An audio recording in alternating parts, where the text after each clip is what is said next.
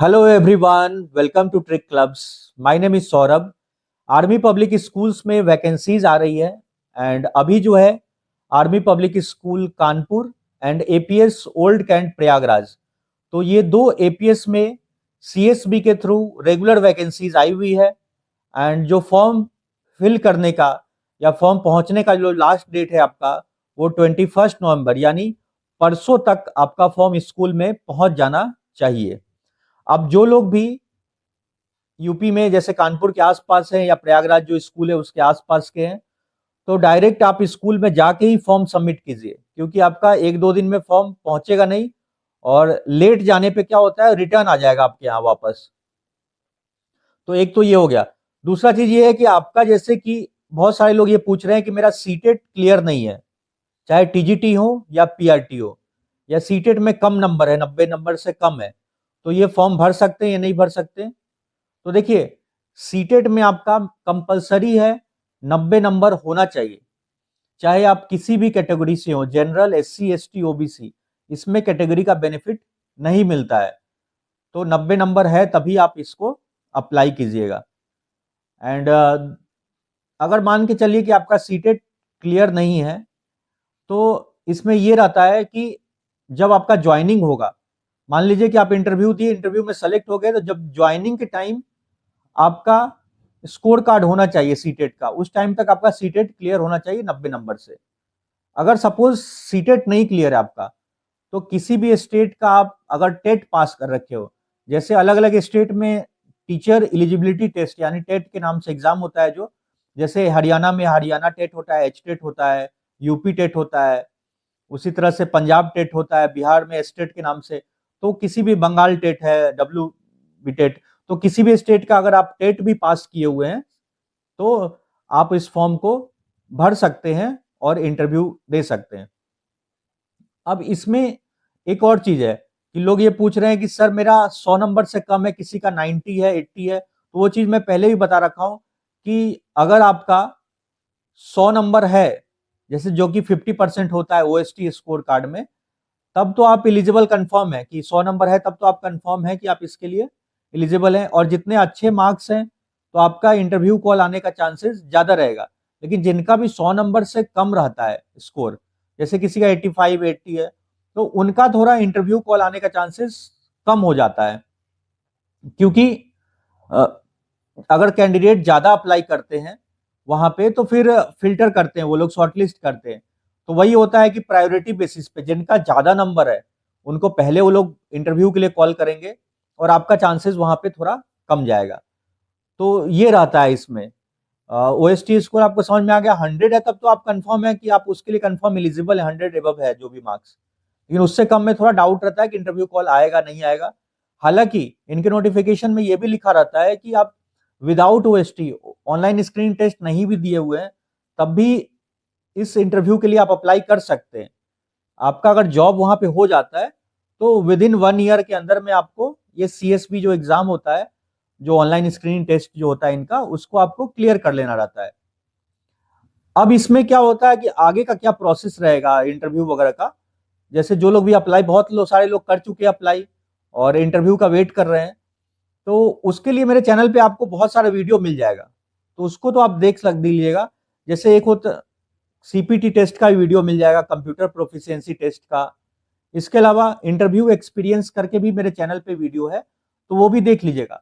वो जो जो भी वीडियो है वो सब जेन्युइन वीडियो है, जो भी कैंडिडेट इंटरव्यू दे के आए थे उन्हीं का एक्सपीरियंस जो था वही मैं डाला हूं उस पर, तो आप देख सकते हैं। वीडियो का लिंक मैं इस वीडियो के डिस्क्रिप्शन में भी दे दूंगा, तो आप वहां से भी देख लीजिएगा। बाकी मैं शॉर्ट में आपको बता दे रहा हूं कि प्रोसेस क्या होता है। जैसे आप फॉर्म भेज दिए, अब वो लोग क्या करेंगे, इसका जो लास्ट डेट है अभी 21 नवंबर है, तो वहां पे क्या करेगा कि आप लोग का फॉर्म को शॉर्टलिस्ट किया जाएगा कि किनको इंटरव्यू के लिए बुलाना है। आपका एकेडमिक्स देखा जाएगा पूरा, कि यूएसटी में स्कोर कितना है, आपका सीटेट क्या है, ग्रेजुएशन, पोस्ट ग्रेजुएशन। अगर आपके एकेडमिक्स अच्छे हैं, तब तो आपको पहले वो लोग प्रेफरेंस में आपको कॉल तो करेंगे ही। और इसके बाद से क्या होगा कि जो लोग का नेम शॉर्टलिस्ट हो जाएगा उनको टेलीफोनिक कॉल जाएगा, और कि आपका इंटरव्यू दिस ये शेड्यूल किया गया है, इस डेट को है।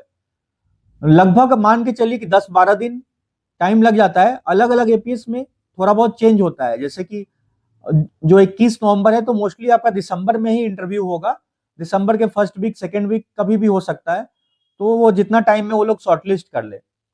और तो आपको कॉल के थ्रू इन्फॉर्म किया जाएगा। दूसरा चीज क्या है कि आपको ईमेल भी आ जाएगा, तो ईमेल भी चेक करते रहिएगा। कई बार कॉल बिजी आपका नहीं लगा तो ईमेल भी आपको जाएगा कि आपका इंटरव्यू इस डेट को शेड्यूल कर दिया गया है। तो इसके बाद से क्या होगा कि जिस दिन आपका इंटरव्यू रहेगा तो उस दिन आपको सारा ओरिजिनल डॉक्यूमेंट्स लेके जाना पड़ेगा वहां पे, और जाते मात्र आपका डॉक्यूमेंट वेरिफिकेशन होगा पहले, और आपके पूरे परसेंटेज वगैरह सब वो लोग मिलाएंगे कि आप जो लिखे हैं फॉर्म में वो सही लिखे हैं या नहीं लिखे हैं, और वो सब मैच करने के बाद आगे आपको कंप्यूटर प्रोफिशिएंसी टेस्ट यानी सीपीटी होता है, तो उसके लिए भेज दिया जाएगा। मतलब एक लैब मान के चलिए, लैब में आपको भेज देंगे, और वहां पे क्या होगा आपका कि मतलब मान के चलिए कहीं 15-20 मिनट का या कहीं आधे घंटे का जो भी वो सीपीटी होता है, तो उसमें आपसे 3 चीजों पे क्वेश्चन रहेगा, एमएस वर्ड, एमएस एक्सेल और एमएस पावर पॉइंट। एक क्वेश्चन पेपर सीट मिल जाएगा आपको, और उसी पे 4-5 क्वेश्चन रहेगा, तो उसी का आपको आंसर करना रहता है उसमें सीपीटी में। तो उसमें यही रहेगा, जैसे कि एमएस वर्ड है तो एमएस वर्ड में मान के चलिए कि कुछ एप्लीकेशन है, वो आपको टाइप करने के लिए बोलेंगे इस फॉन्ट में टाइप करें, या कोई क्वेश्चन पेपर दे देंगे, बोलेंगे कि एमएस वर्ड में आप टाइप करके बताओ, ये फॉन्ट साइज होना चाहिए, ये बैकग्राउंड होना चाहिए, जैसे ऊपर से आप करते हैं कैलिब्री बॉडी होना चाहिए, टाइम्स रोमन होना चाहिए, फॉन्ट ये होना चाहिए, कलर ये होना चाहिए। तो उस तरह से थोड़ा बहुत आपको आना चाहिए एमएस वर्ड में टाइप करना। सेम ऐप कोई भी स्कूल का क्वेश्चन पेपर जो आता है, फुल मार्क्स इधर लिखा हुआ है, डेट लिखा हुआ है, स्कूल का नाम, तो उस हिसाब से आप एक आध पेपर टाइप कर लीजिएगा। फिर पैराग्राफ लिखने के लिए एमएस वर्ड में जनरली यही रहता है। बाकी एमएस, इसके अलावा एमएस पावर पॉइंट रहता है, तो पावर पॉइंट में आपको स्लाइड बनाने के लिए दे देंगे, कोई भी टॉपिक दे देंगे, उसमें बोलेंगे 3-4 पेज का आप स्लाइड बना दीजिए, तो 2-4 स्लाइड बना के, एक आध स्लाइड बना के आप देख लीजिएगा कि कैसे बनाया जाता है स्लाइड। और यूट्यूब पे बहुत सारा वीडियो स्लाइड का मिल जाएगा, तो वो भी आप देख लीजिएगा।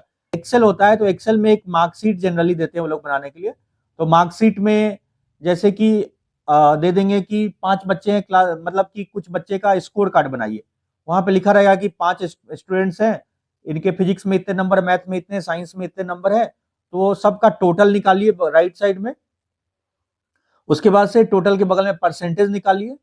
और इसमें क्या, वो डायरेक्ट आपको ऐड करके नहीं निकालना है परसेंटेज, वहां पे ये नहीं कि एक्सेल सीट बनाया उसमें डायरेक्ट ऐड करके सब निकाल दिए, उसमें आपको फॉर्मूला यूज करके वो सब आपको निकालना रहता है। तो एक्सेल का फॉर्मूला आप देख लीजिएगा, एडिशन, सब्ट्रैक्शन और मल्टीप्लीकेशन, एवरेज, सम, परसेंटेज, जो भी चीज, ये सब चीज है वो थोड़ा देख लीजिएगा।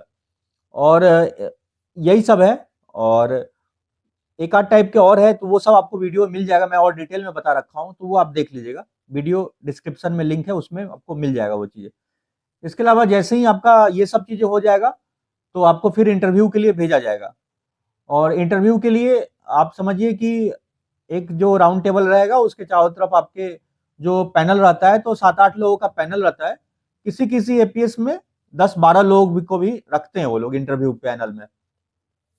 मोस्टली जितने लोग देख के आए हैं वो लोग यही बता रहे थे कि 7-8 लोग ही थे इंटरव्यू में, कहीं कहीं 10 लोग भी थे। तो इसमें ये समझिए कि 2 तो आर्मी ऑफिसर्स रहेंगे जो कर्नल, ब्रिगेडियर या लेफ्टिनेंट मेजर ये सब रैंक के रहेंगे, और एक और रहेंगे उनके साथ, और बाकी जो रहेंगे आपके जो सब्जेक्ट मैटर, जो सब्जेक्ट एक्सपर्ट है, जैसे आप टीजीटी मैथ्स के हैं तो मैथ्स के 1-2 टीचर रहेंगे, और आसपास के एपीएस के रहेंगे ज्यादातर टीचर्स, और इसके अलावा प्रिंसिपल रहेंगे। फिर एक साइकेट्रिस्ट रहते हैं जो आपके बॉडी लैंग्वेज, हाव भाव, जो इंटरव्यू में आप प्रेजेंट कर रहे हैं, तो वो सब देखने के लिए आप बहुत ज्यादा पैनिक या बहुत ज्यादा नर्वस नहीं है, कुछ सिचुएशन बेस्ड क्वेश्चन पूछ रहे हैं आपसे, तो वो सब आपको थोड़ा सा हैंडल करना आना चाहिए। तो मेन चीज आपका इंटरव्यू ही होता है। इंटरव्यू आप अगर निकाल लिए तो आपका सिलेक्शन पक्का है, लगभग हो जाएगा वहां पे। तो वही है कि आपको थोड़ा मतलब कि सब्जेक्ट के ऊपर भी आपको कमांड करना पड़ेगा। अब जैसे मान के चलिए आप जिस भी सब्जेक्ट्स के लिए जा रहे हैं, तो उस सब्जेक्ट्स का तो अच्छे से कवर कर लीजिए, कुछ भी बोल सकते हैं। जैसे मान के चलिए कोई भी क्लास का आप पढ़ा रहे हैं, टीजीटी मैथ्स के लिए आप जा रहे हैं, और क्लास कुछ भी सर्किल आपको दे देंगे, बोलेंगे कि आपको बीपीटी थ्योरम पढ़ाना है, 10th में अगर मैथ में आप देखे होंगे, या आपको कुछ और चीजें पढ़ाना है तो उनको आप कैसे लेंगे, तो आपका बस अप्रोच देखते हैं, ये नहीं कि पूरा चीज आपसे सॉल्व कराएंगे, बोलेंगे प्रूव करो, इतना टाइम नहीं रहता है। तो आपका बस तरीका पूछेंगे कि आपको एपी पढ़ाना है, आपको क्वाड्रेटिक इक्वेशन पढ़ाना है, पॉलिनोमियल्स पढ़ाना है, तो उसमें sum of roots, product of root, दो चार फॉर्मूला भी आपसे पूछ सकते हैं, product of zero, sum of zeros, ये सब चीजें, या इस तरह के कुछ भी क्वेश्चंस आपसे ट्रिग्नोमेट्री के पूछ सकते हैं, हाइट एंड डिस्टेंस। तो ऐसा चीजें आपको अपना थोड़ा बहुत उसको, मेरे कहने का ये मतलब है कि आप उसको पूरा रिवाइज कर लीजिए, एनसीईआरटी का जो भी बुक है, तो वहां से कुछ भी क्वेश्चन वो लोग पूछ सकते हैं 4-5 में। अब जैसे एक क्वेश्चन मैथ में पूछा गया था कि आप प्रूफ कीजिए sum of three angles of a triangle is 180 degree, तीनों एंगल का ट्रायंगल का सम 180 डिग्री होता है, तो आपको बस प्रूफ आना चाहिए किस तरह से हम प्रूफ करते हैं। तो ये छोटा छोटा चीज भी आपसे पूछा जा सकता है। तो हर एक सब्जेक्ट में यही है। आप टीजीटी जा रहे हैं तो 9-10 को अच्छे से कमांड करके जाइएगा एनसीईआरटी का। हालांकि समय है तो 6 to 10 कर लीजिए, ज्यादा सही रहेगा। और पीआरटी में है तो 1 to 5 के जो भी चीजें हैं उसको आप पढ़ लीजिए, जो भी बुक है। और बेसिक क्वेश्चंस तो आपको पता होना चाहिए कि why you want to join APS, और इसके अलावा कि एपीएस के बारे में आप क्या जानते हो, और why you want to become a teacher, ये सब कॉमन क्वेश्चन है, ये सब तो पूछ ही सकते हैं। और थोड़ा बहुत सिचुएशन बेस्ड क्वेश्चन भी आपसे पूछा जाता है कि क्लास में बच्चे हल्ला कर रहे हैं, परेशान कर रहे हैं, डिस्टर्ब कर रहे हैं, या आप उसको कैसे हैंडल कीजिएगा, कोई वीक स्टूडेंट है उसको कैसे जस्ट आइडेंटिफाई कीजिएगा। तो ये कुछ भी आप उसको आंसर कर सकते हैं। आप मतलब ये मान के चलिए कि बोलेंगे कि यहाँ पे इतने सारे बच्चे हैं तो वीक स्टूडेंट है, आप उनको कैसे आइडेंटिफाई कीजिएगा, कैसे पढ़ाइएगा, कोई समझ नहीं पा रहा है, तो वो सब चीजें आपको अपने हिसाब से बताना पड़ेगा। तो यही रहता है। इसके अलावा आपका जैसे इंटरव्यू वगैरह जो हो जाएगा, और एक डेमो प्रिपेयर कर लीजिएगा, एक आध अच्छा डेमो भी प्रिपेयर करके जाइएगा, एक आध दो टॉपिक पे कर लीजिएगा, किसी भी सब जो आपको अच्छे से आता है। हो सकता है कि कोई भी टॉपिक आपको बोल दे कि अपने मन से आपको एक टॉपिक पे डेमो देके बताइए, नहीं तो वो लोग अपना एक टॉपिक दे देंगे। कुछ एपीएस में क्या हुआ था आपको बताता हूँ कि एक ग्लास रखा हुआ था, एक और कहीं कहीं कटोरा दिए थे, और उसमें चिट रखा हुआ था, जैसे कि आप कोई सा भी चिट उठाइए और जो आपके में निकल जाए, मतलब कुछ भी क्वेश्चन आप जैसे चिट को खोल के देखिए और जो आ जाए उसी पे आपको डेमो देना पड़ेगा। तो हो सकता है कि आप मान के चलिए कि जो आपको अच्छे से कमांड आता होगा वही चिट में आपके आ गया, तो आप तो उसको अच्छे से पढ़ा सकिएगा ना वहां पे। तो ये होता है वहां पे, यही था कि 5 क्वेश्चन का कुछ बता रहे थे कि कहीं कहीं बीपीटी, किसी में कुछ निकल गया, किसी में ट्रायंगल्स, ज्योमेट्री, कुछ भी ऐसा निकल गया, आप उसको पढ़ाइए। तो जो निकल गया चिट में तो वो आपको वहां पे डेमो वहां पे देना पड़ेगा। तो वही है, इसलिए बोल रहा हूँ कि आप एनसीईआरटी के जो भी बुक है, क्योंकि ये लोग सीबीएसई सिलेबस फॉलो करते हैं, तो उसको आप अच्छे से कवर कर लीजिएगा, बहुत हेल्प मिलेगा आपको। और सिर्फ इसी के लिए हेल्प नहीं मिलेगा आपको, आने वाले अभी बहुत सारी वैकेंसी जो आई हुई है उन सब में भी मदद मिलेगा, केवीएस हो गया, एनवीएस, ये सब का भी जो फॉर्म आया हुआ है, तो वो सब में भी आप इंटरव्यू में आपको हेल्प मिलेगा। अगर आप ये नहीं, ये मत सोच के जाइए कि मतलब मेरा पक्का सिलेक्शन हो ही जाना है और नहीं होगा तो क्या होगा, क्योंकि आप ऐसे ज्यादातर प्रेशर लेके जाइएगा दिमाग में तो इंटरव्यू ठीक नहीं जाएगा। एकदम कूल माइंड से इंटरव्यू देने जाना जाता है। और ये पूरे दिमाग में सोच लिया कि नहीं होगा तो क्या होगा, ये नहीं होगा, तो वो सब उतना सोच के जाइएगा तो फिर क्या होगा कि नर्वस हो जाइएगा और इंटरव्यू ठीक नहीं जाएगा आपका। तो बस ये जाइए कि हम एक इंटरव्यू एक्सपीरियंस लेने जा रहे हैं, वहां पे कैसा इंटरव्यू होता है, पैनल के सामने हम कितना बोल पाते हैं, तो एक आइडिया लगेगा। मान के चलिए इस एपीएस में नहीं होता है, आप ऑल इंडिया में कहीं भी एपीएस में अप्लाई कर सकते हैं, केवीएस होगा, एनवीएस है, सबका जो वैकेंसीज आ रहा है, तो उसमें भी आपको इंटरव्यू फेस करने के लिए वही पैनल सब रहेंगे, तो उसमें आपको बहुत सारा बहुत बेनिफिट मिलेगा। एक जगह मान के चलिए आपका नहीं हुआ तो अगले वाले में किसी और में हो गया, तो ये हेल्प मिलेगा। तो तैयारी अपना पक्का रखिए और एक अच्छा एक्सपीरियंस रहेगा उन सब के सामने आपको इंटरव्यू देने का। और कोई भी डाउट है तो आप नीचे हमें कमेंट्स में लिख के पूछ सकते हैं। बाकी जो भी वैकेंसीज आएगी जो भी एपीएस में, चाहे जिस भी स्टेट से, तो उसका मैं कोशिश करूंगा जल्द से जल्द आपको अपडेट कर दूं, क्योंकि इसमें बहुत सारे लोग अलग अलग स्टेट से देख रहे हैं। तो जिस भी एपीएस का मुझे पता चलेगा जैसे भी, तो मैं आप लोग को वीडियो के थ्रू या टेलीग्राम, इंस्टाग्राम, जहां भी होगा अपलोड कर दूंगा। और कोई भी डाउट है तो नीचे आप कमेंट्स में लिख के पूछ सकते हैं। वीडियो अगर हेल्पफुल लगा तो वीडियो को लाइक कर दे, हमारे चैनल को सब्सक्राइब कर ले।